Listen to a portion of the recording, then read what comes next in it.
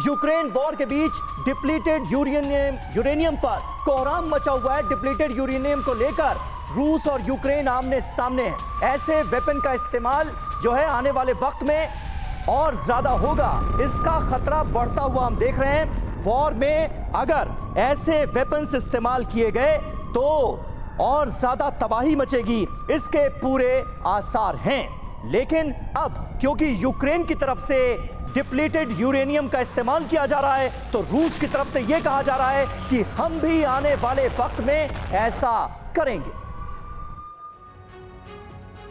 तो देखिए, यहां पर बड़ा सवाल यह है कि डिप्लीटेड यूरेनियम का जिक्र लगातार हो रहा है, ये आखिर है क्या? ये जरा हम आपको बताते हैं। एनरिच्ड यूरेनियम तैयार करने की प्रक्रिया में ये बायो प्रोडक्ट दरअसल पैदा होता है, जिसका बड़े पैमाने पर इस जंग में इस्तेमाल किया जा रहा है। एनरिच्ड यूरेनियम के मुकाबले डिप्लीटेड कम पावरफुल होता है। फ्रीडम ऐप से सीखकर आपने बकरी पालन शुरू किया है क्या? अगर ऐसा है तो आप अपनी बकरियों को 1 करोड़ फ्रीडम ऐप के जो ग्राहक हैं उनको बिना किसी खर्चे के आप उन्हें बेच सकते हैं। जैसा कि हमारे तमाम एक्सपर्ट्स भी बता रहे हैं कि इससे रेडिएशन का खतरा जो है वो नहीं होता है। एनरिच्ड यूरेनियम का इस्तेमाल न्यूक्लियर फ्यूल और हथियारों में किया जाता है और डिप्लीटेड यूरेनियम से गंभीर न्यूक्लियर रिएक्शन का खतरा नहीं होता है। यही सबसे बड़ी बात है।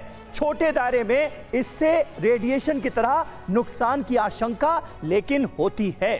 खास बात क्या है? 1070 के दशक में अमेरिका ने डिप्लीटेड यूरेनियम का इस्तेमाल कर शेल्स बनाए थे और इन शेल्स का इस्तेमाल किया जा रहा है। 2014 में यूएस पर इराक में डिप्लीटेड यूरेनियम वेपन के इस्तेमाल का आरोप लगा था।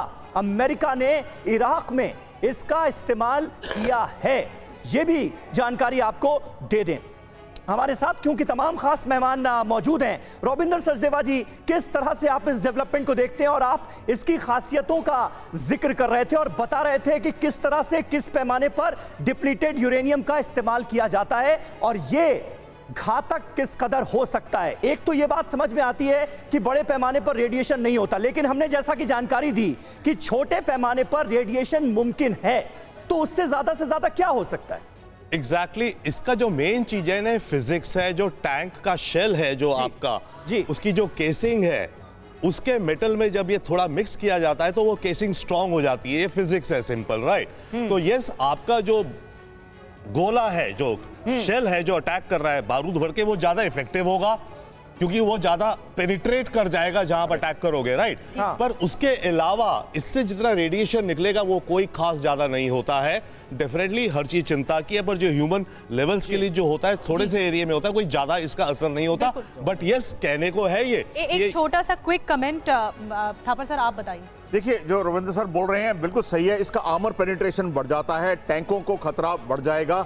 जो नॉर्मल शेल शायद उतना उसको डिस्ट्रॉय नहीं कर पाएगा। डिप्लीटेड यूरेनियम का एक शेल भी काफी होगा। लेकिन दूसरी चीज मैं ये भी कॉशन करना चाहूंगा कि अगर दोनों कंट्रीज शुरू कर देंगे, मास में इस्तेमाल होगा तो थोड़ा सा रेडिएशन इफेक्ट हो सकता है, खतरा भी बना रहता है। फ्रीडम ऐप से सीखकर आपने बकरी पालन शुरू किया है क्या? अगर ऐसा है तो आप अपनी बकरियों को 1 करोड़ फ्रीडम ऐप के जो ग्राहक हैं उनको बिना किसी खर्चे के आप उन्हें बेच सकते हैं।